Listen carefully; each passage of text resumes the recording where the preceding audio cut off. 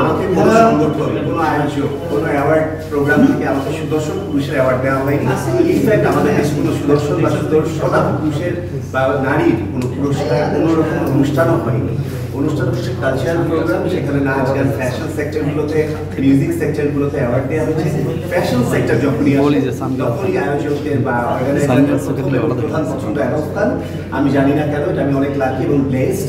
So সেই জায়গা থেকেই আমাকে পুরস্কার দেওয়া হয়। সবসময় ডিজাইনার, কোরিওগ্রাফার, কখনো কখনো একটু সংযোজন করে মোস্ট স্টাইলিশ বা মোস্ট পপুলার এগুলোকে ইনক্লুড করে। তো সেইগুলোকে ইনক্লুড করেই আমার অ্যাওয়ার্ডগুলো রিসিভ করা হয়। সে ধরনের কোনো খেতাব বা টাইটেল আমার সাথে যুক্ত না। তবে হ্যাঁ, আমি মনের দিক থেকে মানুষ হিসেবে ভীষণ সুন্দর একটা মানুষ।